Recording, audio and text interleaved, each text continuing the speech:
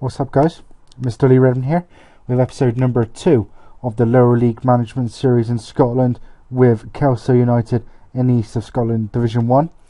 I have changed it a little bit actually, because I was going to do this video after I played 7 league games, because I also had the League Cup going on before that. But I changed it up really. I'm back to doing what I normally do with divisions of this size. Is essentially I'm halfway through the season now.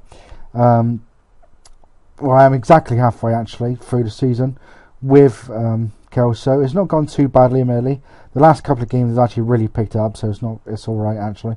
So what we'll do is, guys, we'll have a look at the transfers first. If I remember correctly, I've not actually brought anyone in. Oh, one person, Chris Pan, striker. He's 19 years old. He was my current main choice striker.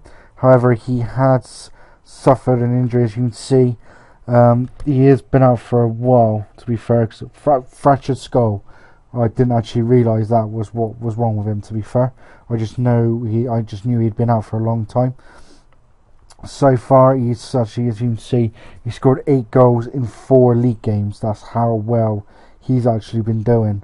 I think one league game in particular, as you'll see in a second, has helped him get that. He's got 3 goals in cups as well.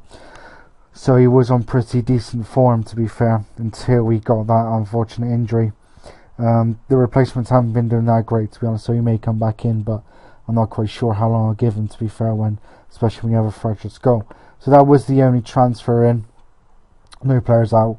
Slow problem is most of the really good players down at this level are youngsters, so you got to pay compensation. I just do not have the money to pay compensation. I mean, how much have I got there? I'm 15,000 in debt. Started with $2,000, but now I'm actually in debt. So, yeah, that's not exactly gone very well. Oh dear. So that's that gone. Tactics wise, it is the box standard 4-2-3-1. No, to be quite honest, there's not many players can play in the right places, to be fair, but I'm keeping that anyway, to be quite honest. So we'll go into the fixtures, guys.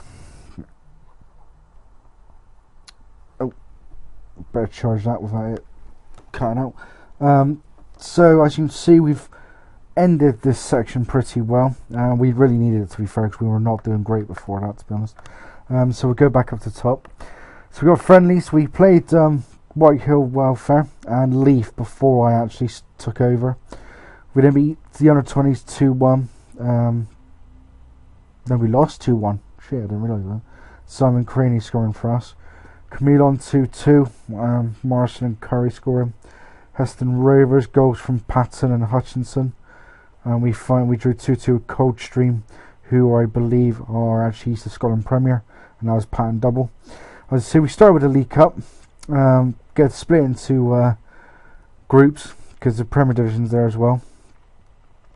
And we actually won 2-0 against Nifsdale, thanks to Sean Muir and Ryan Russell. We drew 3-3. I had a player sent off as well in that one. Ben Lockhead sent off in that one. Drew 3-3 away at Lothian Thistle. Sean Muir scoring for us, Chris Patton again, and Simon Craney. Annoyingly, took the lead 3 times. In the third game, we drew 1-1 with Edu Sport Academy. George Morrison scoring there. Lost 3-2 at Creetown. Ian Black and Chris Palm, and beat Eyemouth United 3-2. Morrison double, Kevin Craig.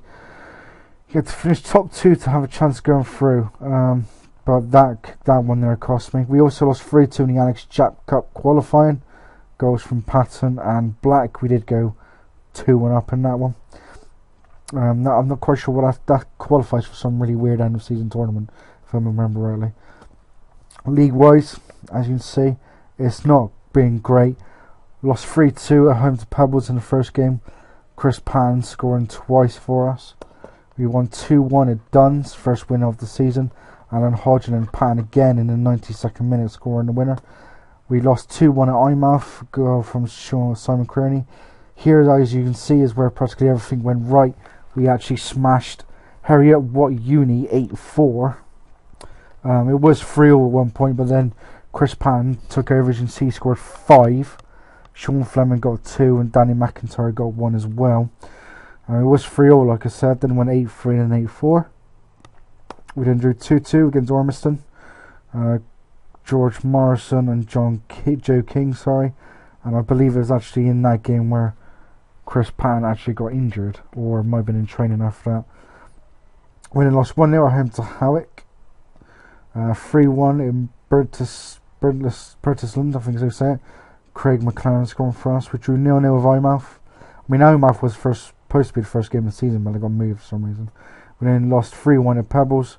Simon Fleming scores. Is that Pebbles or Peebles? I don't know. We beat Duns 3-2. Ian Black, Danny McIntyre and Sean Fleming scoring for us. We lost 3-1 as Stirling University's B team in the East of Scotland Qualifying Cup. Ryan Russell scoring for us. 3-0 down in 15 minutes, as you can see. We then lost the South Challenge Cup first round at home to Coldstream. We lost 3-1 to Harriet Watt. Sean Fleming scoring for us. And then we've gone on decent runs. You see, we beat Howick 4-3, Lockhead, Morrison and a Fleming double, scoring the winner in the 91st minute from Sean Fleming there. Ormiston, we won 3-2, 92nd minute winner from Ian Black, Ben Lockhead with the other two. And we finished off by beating Bertisland 6-4. Chris Graham double, Morrison, Black, Fleming and Lockhead one each. So that's not gone too badly. The end of it has helped. As you can see, we are fourth as where we are predicted to finish. We are 2 points off of Bertisland in second place.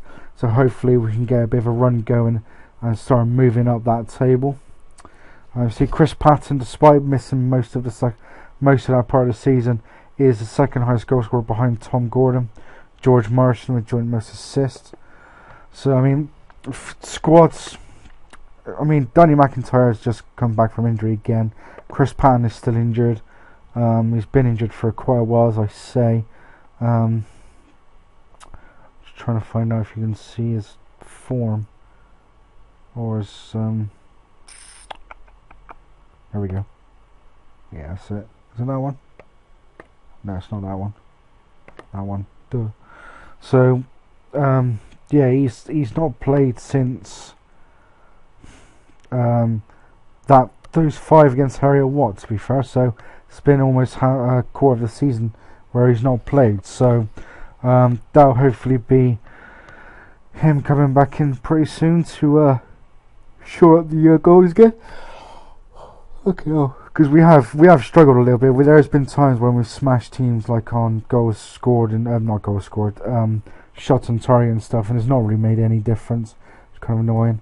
I really do need to bring some players in because I've got no specific centre midfielders, which is annoying. But I can't really bring anyone in because I ain't got any compensation. So I have to see how it goes at the end of the season anyway. So yeah, division-wise, as you can see, we are 4th. I did have a quick look at all the others. So this is where we are expected to go to. East of Scotland League Premier Division. Looks like East House Lily are going to struggle to actually stay up there, considering Scottish Lowland Leagues and Highland Leagues. I think Brewer are quite expected to win practically all of it, to be fair. Quite interesting that it seems we're going to go into the Lowland Leagues, to be fair, because the Highland League's got so many. I'm quite looking forward to the end of the season, just seeing the playoffs, just seeing who can get what. It'd be nice to see. Be interesting to see, like, if anyone gets relegated from Scottish League 2, how well they do. So we'll have to wait and see how that goes. But that is pretty much it for this episode, guys. There's not much else I can really go through. But leave some likes, leave some comments, subscribe. Would appreciate it all. Tune in next time for an end of season review. Not quite sure whether I'll do it right at the end of our season or whether I'll let all the playoffs go and go from there. I think I'll let the playoffs go because, as you'll see here, we actually finished our season 28th of February. I'm not quite sure if it goes any longer than that, to be honest. Where am I going? That's what I was doing, schedule. So I don't know if anything goes any longer at all. Nope. So that's pretty much it, guys. It does go to the end of February, so I'll actually come back when everything's done, including all the playoffs from the top divisions. So I've only got 3 months to go essentially. So we are there. We're there. So we got half the season to go, which is 2 months. But till then, guys, as always, take it steady.